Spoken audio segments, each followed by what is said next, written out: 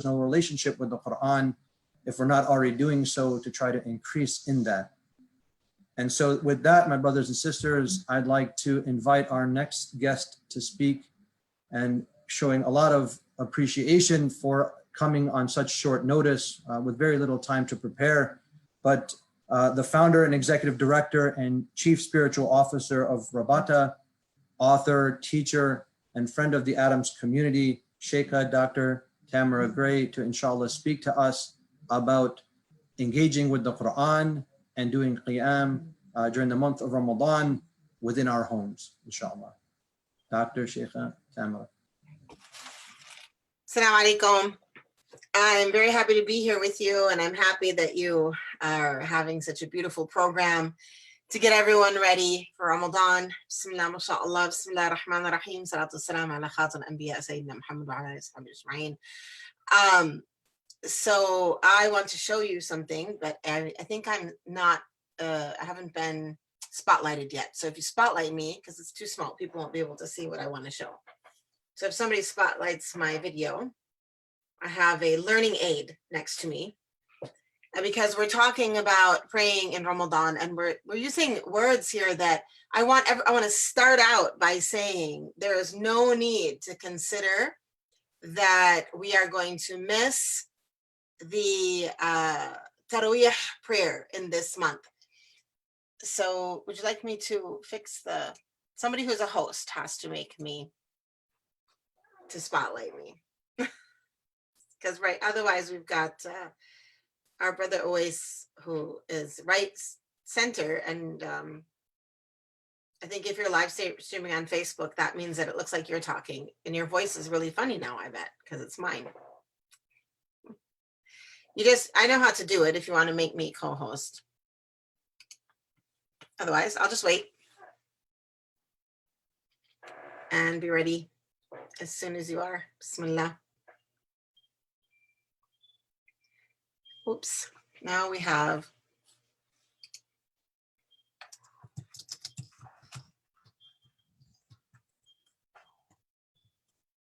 okay, I have a frozen screen. So could somebody just advise me if I should just continue if I'm fine, or can you not see me? You can see me. Okay, good. So in my screen, I am frozen, but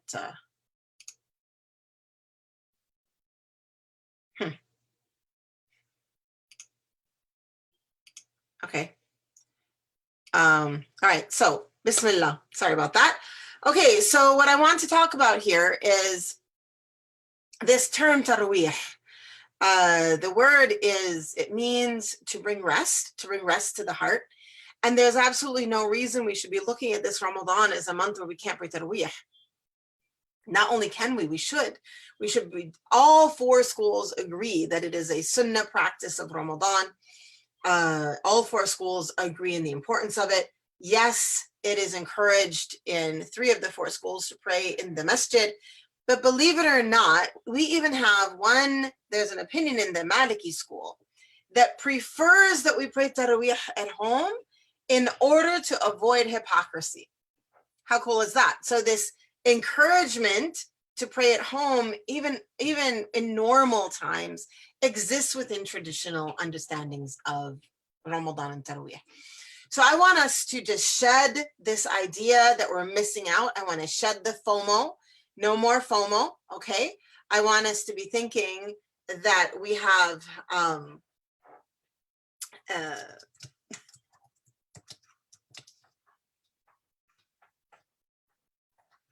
sorry, just checking something. Okay, I want us to shed the FOMO, and I want us to really think about our opportunity this month to actually complete the Quran ourselves. So the sunnah of doing khatm al-Quran, finishing the Quran, is actually a sunnah that we should do. Like, we should finish it. And so all of a sudden we have this golden, amazing opportunity to be standing on ourselves, with ourselves in Taraweeh and with the Quran. So I'm going to show you this. This is your friend, your tool that's going to really help you in this month, okay? And what it is it's a regular stand. I'm going to show you this is just a regular music stand. For those of you who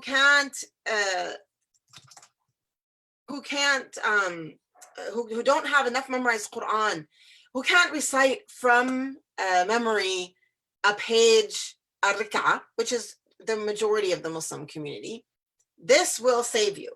If you get yourself a stand, there's still time before Ramadan to get yourself a music stand. They have them available for $9.99 in some places. I'm not going to tell you to go to Amazon. First, look for your local music store. Support local first. If you don't find one that has an online service, then you're going to do what you got to do. But this is a little bit more sturdier than the $9.99 one. But if you're only going to be using it for Ramadan, you probably can go with the super cheap one. Then you get a large size mushaf. This one, if you can see, has a spiral bound. So the cool thing about that is you can just lay it here. Okay. So when you're praying, it's very easy to see. It lays flat. And there's no issue with it turning the pages really easy. Now, with this tool, you're going to be able to pray your Taraweeh prayers in Ramadan from the Mus'haf. Now, just let's talk a little bit about the fiqh of that. The Shafi'is in normal times, so the fiqh in normal times is that the Shafi'is and the Hanbalis both agree that it is acceptable to pray a prayer that while reciting from the page, and we have narrations that Aisha radiallahu anha used to follow one of her servants in prayer sometimes, and while he was reading from a mushaf. The Malikis in normal times don't prefer it, but they don't forbid it. And the Hanafis have a split opinion. The two imams of the Hanafi madhab follow the Malikis, and Imam Abu Hanifa himself felt that it invalidated the prayer. So in if we bring that together, we can say that it is a permissible act, and especially in these unusual times, when you're going to be home, when you're going to be praying at home, your Taraweeh at home, it's a golden opportunity to say, okay, I am going to finish my Quran by myself with the Mus'haf at home. You start on the first day with the first page, you just do a page every rak'ah, and by the end of the month, you will have finished on your own. It's going to be an enormous accomplishment. Now, if you have a family and you can pray together, that's great. Then you can all pray together doing the Jama'ah at home. But even if you're alone, you can do this at home alone. And in fact, it would be something exciting to do, even for the teenagers, for everyone who has never done this before. And it becomes a challenge, and it becomes something really exciting that we can all do throughout. Like the whole Muslim community can be finishing their khitmah at home on their own with their own recitation. Now, what we say to, oh, my recitation isn't good, I'm not that good, it's okay. And Allah subhanahu wa ta'ala, the recitation of the one who struggles has more reward than the recitation of the one who it's smooth and easy. Now, of course, we all have a goal of having beautiful recitation, so you can practice your tajweed. You can make this the month of tajweed. Maybe get yourself a teacher to help you in the beginning of the month so that by the end of the month, your tajweed has improved. Maybe find someone who can help you just with the pronunciation of certain letters. But I don't want anyone to feel that we're not praying Taraweeh in this month. We are absolutely praying Taraweeh, 20 rak'ahs, inshallah, in our homes.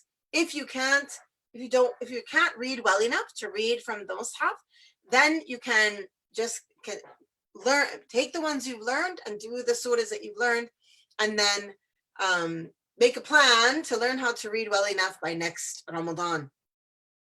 And by the way, there are some really great YouTube videos of the Qaida Nuraniyeh, and those videos, they're all different types. I mean, they're all different people who have done them, but the Qaida Nuraniyeh is a great way to learn how to read. So if you do that, if you get on YouTube, you can maybe teach yourself how to read in this upcoming week. I'm really serious. Like, if you don't know how to read at all, if you do the Qaida Nuraniyeh within 1 week, if you're an adult person with just put a little bit of effort into it, you will be able to phonetically decode by Ramadan, and all of a sudden you have opened up this incredible opportunity to be able to read the entire Quran this month. Now, Ramadan is a month of great openings and great blessing.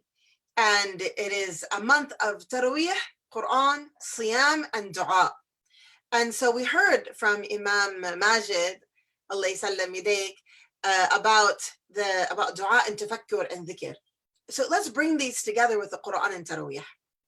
As we are praying Taraweeh, and we pause, maybe you pause between every 4 rakahs, put your hands up and you make dua, okay? In that dua, ask Allah subhanahu wa ta'ala to make you of the people of Quran. Ya Allah, make us of Ahl al-Quran, of the people of Quran. Ask Allah subhanahu wa ta'ala to make memorizing the Quran easy for you. Ask Allah subhanahu wa ta'ala to make you of those who understand the Quran. Ask Allah subhanahu wa ta'ala to make you of those who love the Quran. Ask Allah subhanahu wa ta'ala to make you of those who crave the Quran. One dua I really like to make about the Quran, especially in Ramadan, and is, Ya Allah, in this day of addictions, when people are addicted to so many things, make my addiction the Quran. Because what is an addiction? An addiction is something that we can't live without. An addiction is something that if we didn't get our daily dose, we feel like we're missing something. We're having, it's people who are addicted to sugar, they get hangry, right? They get cranky because they didn't have their sugar. Let's be addicted to the Quran so that we know we need it. So that if we're feeling a little off, we know, oh, I have to go back to the Quran. I'm going to feel better. That is the work of Ramadan. The work of Ramadan is the review of the Quran. It's on all of us and it's not hard. I want us to be joyfully and with great excitement looking at this amazing opportunity of this Ramadan that's coming up. A completely different Ramadan, yes, but let's get curious about what does Allah have for us in this Ramadan. Here, the first thing is we are no longer praying behind an imam, therefore we have to be our imam. Now everyone becomes a leader of the prayer, even if you're praying with yourself. Make intention in your Taraweeh, if you're praying by yourself, that you're leading the angels that are praying with you. And then you're an imam. All of a sudden, we're all getting practice in praying as imam for the prayer. Allahu Akbar. This is a blessing. And this is amazing. What does that mean? It means we all need to review the fiqh of salah. We all need to review, how do I pray? How do I lead a prayer? Where do I stand if I'm the leader? If as a woman, where do I stand if I'm the leader? Who can I lead in my home? And then what time should I pray Taraweeh? Just as a footnote, Taraweeh starts right after you pray Isha prayer. So if you prayed the Isha prayer, you just go right into Taraweeh. You're at home. Maybe it's going to be so much fun. Make yourself a little masjid in your house. I saw somewhere online someone who had a tent, a lovely tent. And the tent was their place, their little masjid. They put up a tent in the house. My house isn't big enough for this. Well, I suppose it would be if I put up a really tiny little 1-person or 2-person tent. But it's really cute. It was a really cute visual. And so think about that. Find your masjid in your home. And that's where everyone will gather to pray. That's where you will go. You'll put your Quran stand.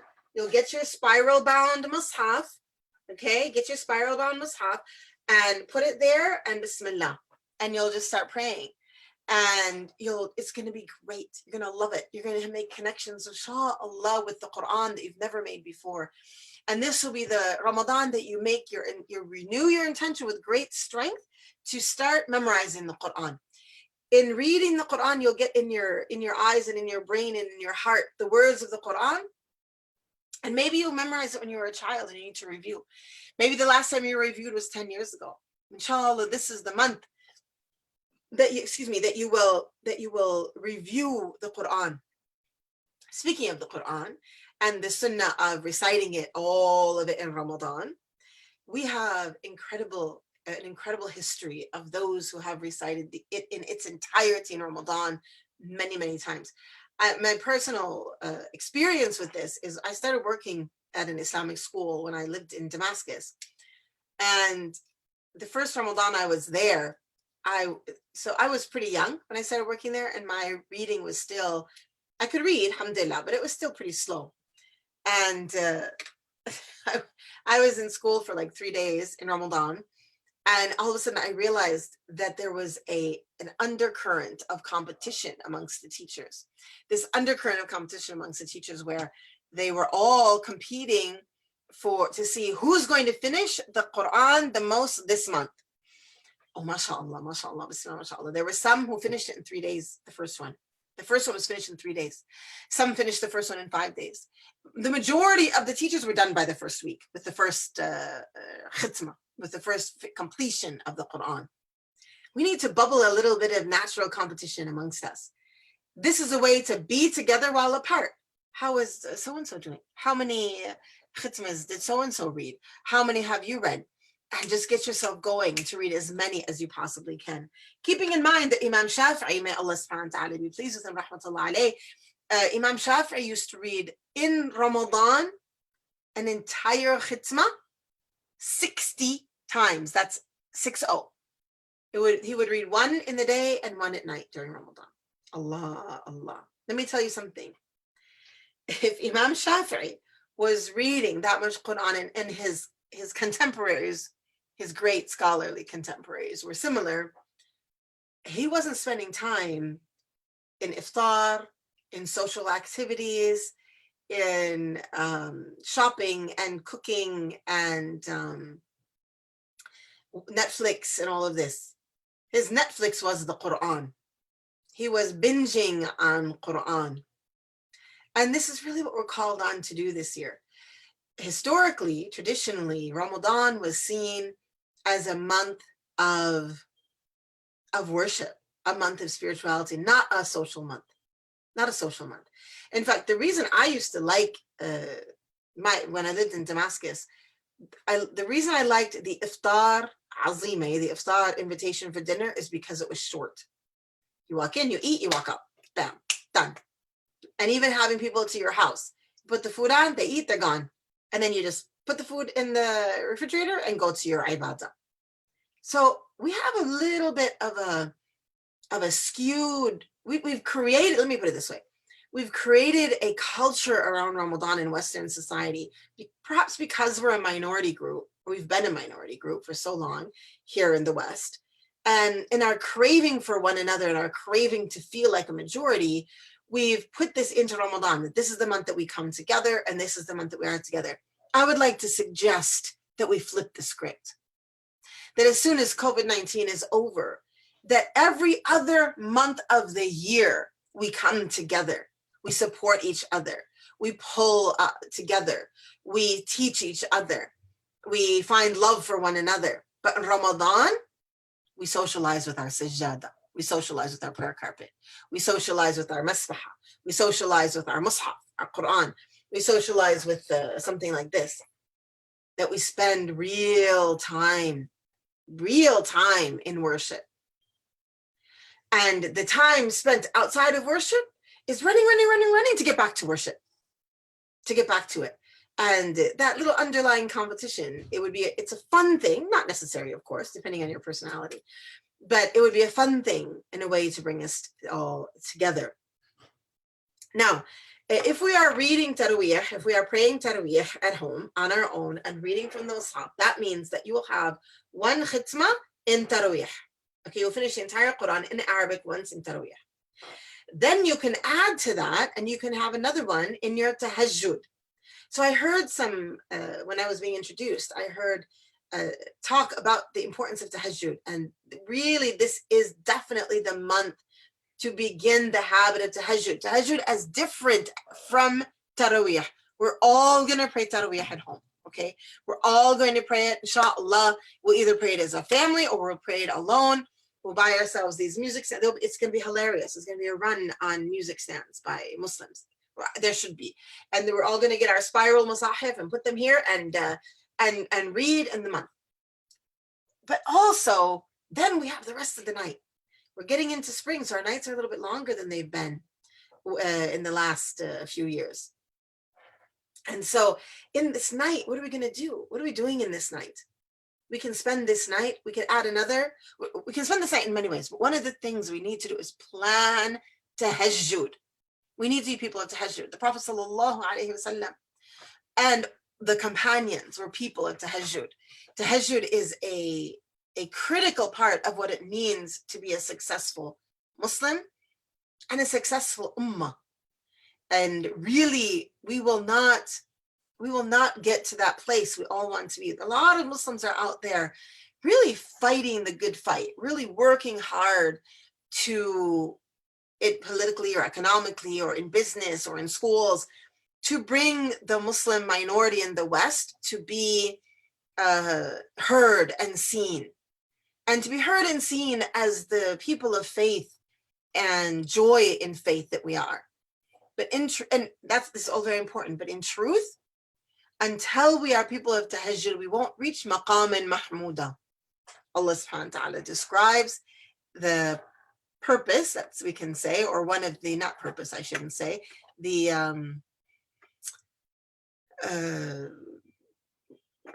effects, one of the residual effects of being a person of tahajjud is that we become at a place of maqam and mahmuda, a raised status, a praised status, Ya Allah, Ya Allah. And we can get there with tahajjud. Taraweeh is different. Taraweeh is a special prayer of Ramadan, and we should all be praying it. I'll make a few exceptions there in a moment. But then we add tahajjud. If you're having suhoor, just pray 2 rak'ahs of tahajjud. Make the intention of tahajjud and pray 2 rak'ahs. Wallahi, you're going to feel completely different about your day. And make them with the intention that you're coming up into the rest of the months with this new habit of tahajjud. Okay, let's go back and talk about who are the exceptions. Who are the people that might not pray Taraweeh at home on their own or in the jama'ah of the family? So if in this time of illness, someone is sick, I've been asked this question before. If I'm sick, if I'm sick, or for those who are pregnant or nursing, and they're asking themselves the question, either I fast or I pray Taraweeh, I'm not going to have the energy for both, which will I do? The answer is always fast, because fasting is the fard. Okay, so if someone is pregnant or nursing and asking herself, I only have energy, or someone is a little bit sick and asking himself or herself, which one should I do? Always fasting is first. Fasting is the fard. So we'd start with fasting. Then there are the sunnah of Taraweeh and the sunnah of Quran. Which one do we do? Which one do we do in this month? Which one do we start with? Personally, I would suggest, it's hard to hear the choice will depend a little bit on individuals, because when we're talking about something sunnah, it depends on where you are in your reading, in your spirituality, in your prayer. But the beauty of Taraweeh is you exercise your ibadah muscle. So many of us are just praying many Muslims are not praying the fard, but for many of us today, we're praying the fard alone without any sunnah. So sunnah, it's like we're introverted with our ibadah. You know, the difference between introvert and extrovert with human beings is that an extrovert, in the MBTI concept, in the MBTI theory, an extrovert gets energy from being with people, and an introvert gets energy from being with themselves, gets exhausted when they're with people. Yesterday, I was with my son, we were doing something with some other people. And then after that, I mean, it's all social distancing, don't worry. And then he said, after this thing, he said, oh, I need a break. And he said, wait, you're an extrovert. Does that mean that you don't need a break from people? I'm like, I need more people. He was shocked. He was like, oh my God, I can't even imagine that. But the point I'm making here is it's fun and interesting to talk about extrovert and introvert when it comes to human beings. But we all need to be extroverted with Allah. What I mean by that is we need to socialize with our sajada. Like, we need to socialize with our worship. We need to find strength there. So we come and it's a muscle, you know, like if you're not praying any sunnah prayers and you come to Taraweeh, 20 rak'ahs is a lot. Right in a row, standing up, bowing down, reciting from the Quran. It's like trying to run a marathon when you haven't walked on the treadmill ever, not just for a few months. And so we're being challenged this year to really take on this very personal exercise of the heart and the soul. But I would say that Taraweeh would be the next thing to do if I'm choosing. I would do Taraweeh with Quran, because Taraweeh will get me into the practice of praying extra rak'ahs. And then from there, hopefully after Ramadan, I'll carry that forth. Maybe by adding more sunnah to my prayers, or praying Qiyam, or adding that with the tahajjud at night. And then in addition to that, now on the other hand, during the day, during Ramadan, Quran is easier to do. Quran, you're sitting there, you're tired. Instead of Netflix your way with the Quran through Ramadan, binge on the Quran, not on Netflix. Instead of watching Food Network all day long, open up the Mus'haf and just read everything that you can. And if you fall asleep, sleep is an ibadah for the fasting person. It's a worship for the fasting person. So that's okay. So you can sit down, open up the Quran, read the Quran as much as possible in the month of Ramadan, and see what it does for you. See how it changes you. See how it opens up the pores of your soul, and each letter goes in to enrich and strengthen your soul. We come to Ramadan, all year long, we're feeding our bodies, feeding our bodies. And in Ramadan, it's the one time of the year that we're feeding our soul, feeding our spiritual selves. And so in that, since it's the one time of year that we're feeding our spiritual selves, we need to really, we need to feast. We can't be on a spiritual diet in Ramadan. As we step away from food and drink, and I really want to recommend that we lessen our concern with food this month. The grocery shopping that human beings have been doing, and the stuffing of the shelves with food, fear food, like it's all this food because we're afraid we're not going to be able to eat. Here is the opportunity to just remove ourselves from that mindset and gorge on the Quran, splurge on the sweetness of Taraweeh, and put them together in the standing in the prayer. And add to that tahajjud. Tahajjud is so important that there was a companion of the Prophet ﷺ. Now this is tahajjud I'm talking about. So this is the additional prayer at the end of the night. That one of the companions of the Prophet, Tamim, may Allah subhanahu wa ta'ala be pleased with him, radiallahu anhu, there was one day when he missed tahajjud. And he was so upset about it that he prayed all night, every night, for a full year in order to make up for what he perceived as the sin or the character flaw maybe of missing tahajjud in one night. May Allah forgive us. This is when we look at the Prophet ﷺ's companions, and we ask ourselves, where are we today? Why aren't we where we should be? Why aren't we where we should be? The answer to that is, the companions of the Prophet, they made mistakes like we make mistakes, but their tawbah was different than our tawbah. Their tawbah was extensive. There was a commitment to the path. And there was a commitment and an understanding of the role of ibadah.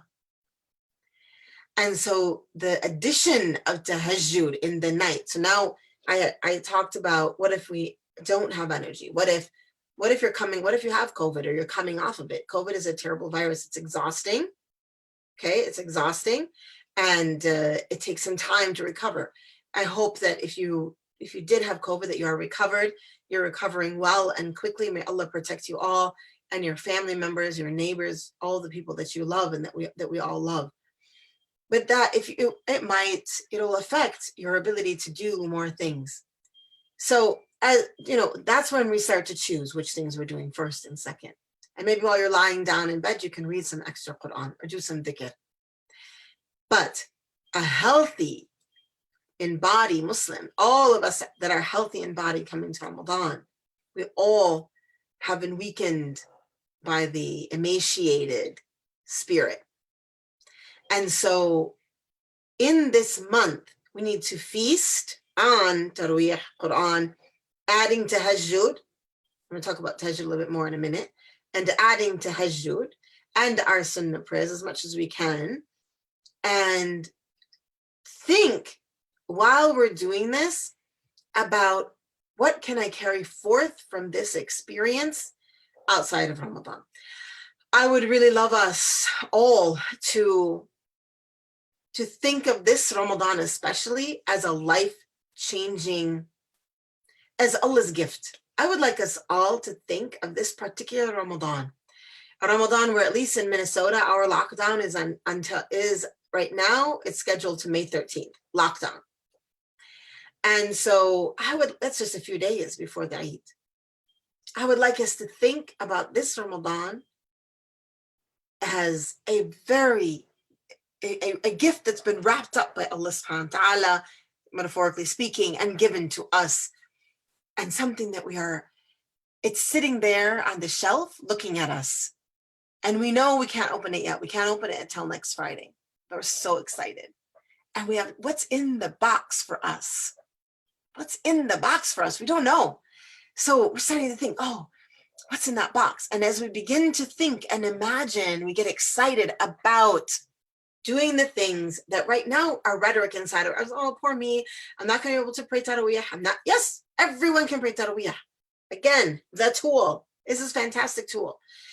Everyone can recite the Quran at home, inshallah. And even and we can all add to our worship and really make this the month where we flip the script from Ramadan is socializing and the rest of the year we're at home, to Ramadan is our month of socializing. What did we say before? Socializing with the sajada, socializing with our worship, and going deeply into that space. Now, what about tahajjud? Let's talk a little bit more about tahajjud. Let's push the ceiling. Let's push the ceiling. What is the ceiling that holds us back from where we want to be spiritually? It's a ceiling perhaps of what we allow ourselves to expect from ourselves. Let's push that ceiling and allow ourselves to expect even more from ourselves, worship-wise. And let's imagine Ramadan now, the first night, for those who will be following calculations, the first night will be the night of the 23rd, which is Thursday night to Friday, because we'll be fasting on the 24th. For those who follow the moon, inshallah, it'll all be the same day. And on that night, now we're getting ready. We haven't fasted yet. That first night, what do you visualize yourselves doing? You've set up the masjid in your house already. Maybe you even make the intention, Hada masjidi. This is my masjid. You step into the space, even if it's just a tiny. My house is pretty small, so I just have like a carpet, like a regular carpet, about, I don't know how big it is, maybe 3 by 5. And then on top of that, I have my sajjade. And then if this is usually there, I brought it down to show you. And then I can say, Hada masjidi, nawaitu i'tikaf fi. So this is my masjid, and I make the intention of i'tikaf here. I'tikaf is a sunnah of Ramadan I want to bring back this year. And I know that the i'tikaf is supposed to be in the masjid, but we are not in normal times. And so now we can make our own masjid at home and say, this is my masjid, and I'm going to pray in here. And we enter in. So we're still imagining, okay? So that Thursday night, that first night of Ramadan, we go in, Allahu Akbar, we pray Isha, and we're reading from the Mus'haf. And we start with Tarawiyah. How exciting. We go one page and one page. And then we finish one page for first rak'ah, one page second, Assalamu alaikum, salam. We turn the page, the second rak'ah. And it's, we're engaging with the Quran. We're listening to the Quran as though Allah subhanahu wa ta'ala is speaking to us directly.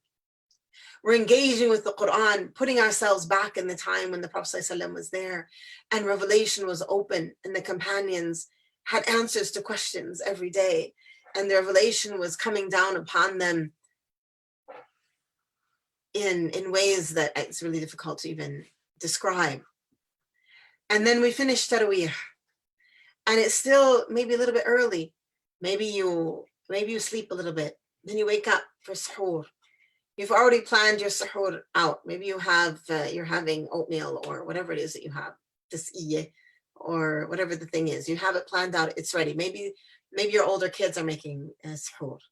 Maybe you split the work. Maybe if you have a husband and wife at home, one person makes iftar and the other makes suhoor.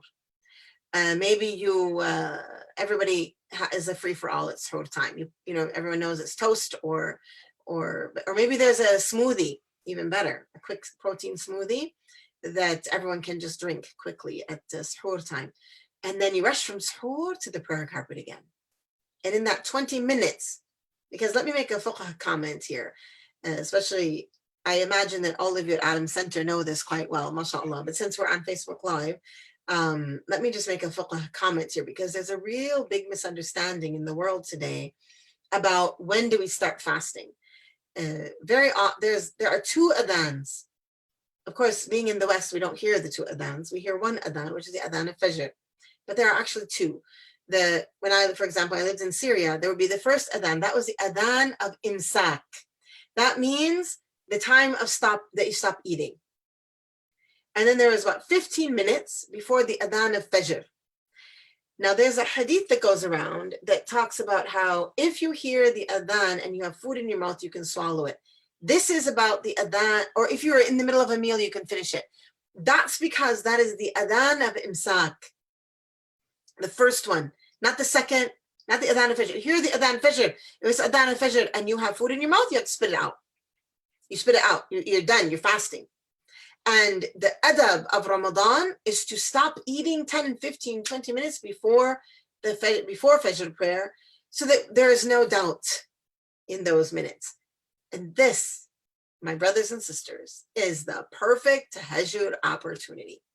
So if you plan your night, 20 minutes before Fajr, you're done. You take your, whatever it is, you take a pill or something at night, or you finish your last little cup of coffee, and you go refresh your wudu, you're getting ready for Fajr to come in, you still have 10 minutes. Allahu Akbar. Tahajjud. Ya Allah. A whole new pattern, a whole new habit. 2 rak'ahs of tahajjud, 4 rak'ahs of tahajjud, 6 rak'ahs of tahajjud. Maybe if you give yourself a little bit more time, you can pray something fun like Salat al-Tasabih. Qada al-Haja, 2 rak'ahs, Salat al-Haja, the prayer of need. That would be a beautiful thing to pray then. Imagine you pray 2 rak'ahs of the prayer of need, which is just 2 rak'ahs with the dua of need after that. I'm sure that Adam Center can email that dua out for you. You can Google it and find it. And you make dua for the thing you need the most. What is the thing that you really need? Do you need the guidance of your children? Do you need the guidance? Do you need the blessing on your parents? Do you need rizq? What do you need? This is the time. Every day. Imagine you're fasting and you're praying tahajjud and you're doing Salat al-Haja in that beautiful time. So now, in this first day, now you start your first fast. And you've already begun your Quran. You've probably finished your first visit. MashaAllah, you've done a dua. You have a good maybe morning nap, or you go to work, or you start taking care of the children. And then you read Quran, and you're always thinking, when can I read a little Quran? When can I read a little Quran? And then you come that night and you're able to break fast together. Quick, get it done. Bam. By Aisha, Adhan Aisha, you're standing in your masjid. This is my masjid at home. Allahu Akbar. You're praying Aisha. Again, reading Tarawih. And this beautiful cycle begins where you become a person of Quran, a person of prayer, of tahajjud. And you finish your khitmah for sure, inshallah, in the month. And you have a month of real closeness to Allah subhanahu wa ta'ala. And you opened that gift. You unwrapped it and you opened it and you discovered that it was an invitation to a personal relationship with Allah subhanahu wa ta'ala. That it wasn't something to harm or hurt or make difficult. It was a personal invitation to the beauty of the rahmah, of the blessing of Ramadan. I was very blessed in 2014 to go on Hajj with Imam Masjid. May Allah subhanahu wa ta'ala reward you, Imam, and bless you, and atik hatta radik, inshallah. And one of my teachers, when she talks about Hajj, the way she asks a person about Hajj, she says, when did the rahmah fall? When did the rahmah fall? That's the way she asks about Hajj. And there was so much, mashallah, rahmah in that Hajj. But let's ask ourselves in this Ramadan, when will the rahmah fall? When will you feel the rahmah of Allah, the mercy of Allah subhanahu wa ta'ala, the maghfirah, the forgiveness of Allah subhanahu wa ta'ala? When will you feel it? Look for it. Unwrap the gift slowly. Unwrap it and look inside and see what Allah subhanahu wa ta'ala has for you. Do the agreed upon sunnah of Taraweeh at home. Do it on your own. Do it together. And I don't even know which one to say, because of course the jama'ah, there's more reward in the jama'ah, but there's something really, what's the word? There's something really powerful in being able to do your own Taraweeh and finish. And it will be, I want to just put a little warning that it might be a little bit hard. Okay. It might be a little bit hard. Like you might say to yourself, well, I'm tired today. Don't put it off. Like jump up at Isha and just do it. Just do it. Of course, it's acceptable. You can do Taraweeh, just so you know, all the way to the end of the night until Fajr. So if you do fall asleep early, you can get up later and do it. No problem. No problem. No problem at all. But I'm talking about this unwrapping of something and doing our best to really fill our nights. We start with the Taraweeh. We begin our Quran recitation with Taraweeh. We continue with the Tahajjud, which we talked about just a little bit of Tahajjud between Imsak and Fajr, but you can certainly do more. If you're not working, or if you have the flexibility to adjust your work schedule so that you can start a little bit later in the morning, like 10 or 11, now that we're at home, many people are at home, then that might be what you could do. You could stay up all night and worship and then sleep in the morning. Just putting out, we want to push the ceiling. Let's push the ceiling up. Let's push the ceiling up. And I want to just conclude here in the last few minutes by saying that when I want to go back to the khitmah, because I didn't finish my thought about that earlier. And then I'll conclude, sorry. So the khitmah that we can do one in the month, and that's the sunnah. The Prophet ﷺ reviewed the Quran once every year with Angel Jibreel until the end of his life, when he did it twice. And so that's something we should really be striving for. But Imam Nawawi would recommend that we do it once every 7 days. So once a week, not just in Ramadan always, but so in Ramadan, we can also do that. We can do once a week. And so if you're a woman, that means you might finish it in three times in that month. And if you're a man, you could finish it 4 times, depending on the menstrual state of the woman. And but also I do want to encourage you to, what I did mention, which encourage you to even maybe trying once in the month of doing a shorter one. Like maybe you can do 10 juz'a a day and finish it in 3 days, or even more, just once. Just try it, just to try something new. Get creative with your ibadah this month. Get curious with what Allah subhanahu wa ta'ala has as a gift for all of us. And I know that I'm sure that the pain of missing each other in a community like Adam's, that is so well organized, mashallah, and so has such great leadership, I'm sure that pain is really serious. But I'm also sure that just like this webinar, there will be lots of ways to serve one another and care for one another from afar. And it isn't, and caring for one another is since all of that is there for you, I suggest that this month we walk into Ramadan with the joy of recitation, and the joy of Taraweeh, and the joy of growing in a personal relationship with Allah subhanahu wa ta'ala. So to sum up really quickly, what were the really quick top tips? Find a place in your house and call it your masjid. Every time you go in there, make the intention of i'tikaf so that you get the reward of the sunnah of i'tikaf. buy yourself a music stand and a spiral Quran. We have them at daybreak.rabata.org. I don't know if Mecca Books has them too, maybe, I'm not sure. And if you can't find a spiral Quran, you could always use a very large Quran, or use something, a book clip to hold it open. And then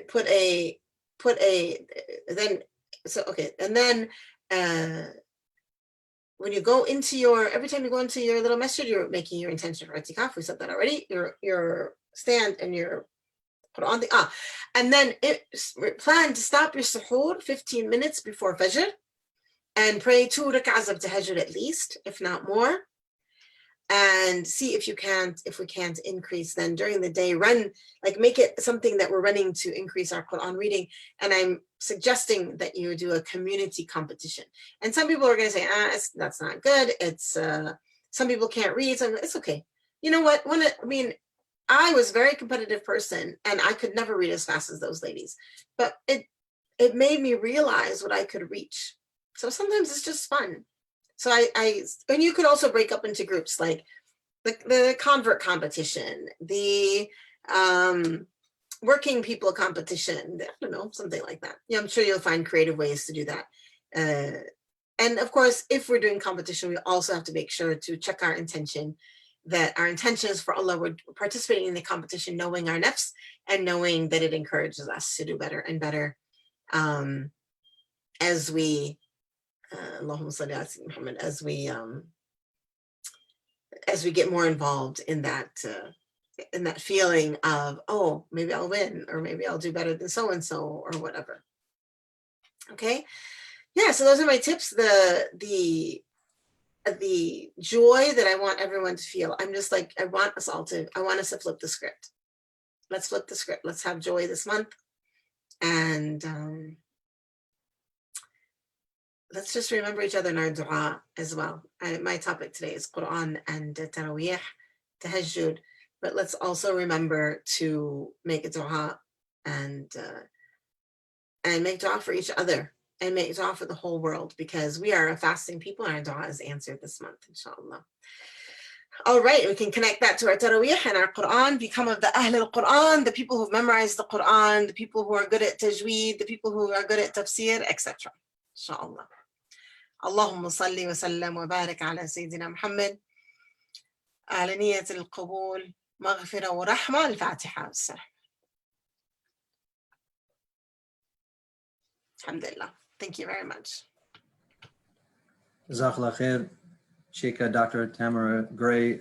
Very motivational talk. I hope, inshallah, that we all adhere to this advice of trying to make sure that we are racing in our homes to make the Quran be something that is heard throughout our homes, whether it's competing with each other, competing with friends, obviously in a manner of just trying to encourage barakah and benefit, to continue to make the Quran something that we engage with on a daily basis, to try to make sure that we are establishing some extra nafil prayers, both in the evening after our Isha and hopefully, inshallah, tahajjud before the Fajr prayer, so that inshallah we get the benefits of those beautiful prayers.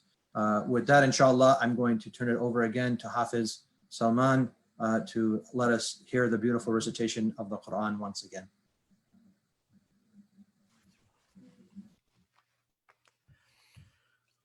أعوذ بالله من الشيطان الرجيم. بسم الله الرحمن الرحيم. ألم تر أن الله أنزل من السماء ماء فأخرجنا به ثمرات مختلفا ألوانها ومن الجبال جدد بيض وحمر مختلف ألوانها وغرابيب سود ومن الناس والدواب والأنعام مختلف ألوانه كذلك إنما يخشى الله من عباده العلماء.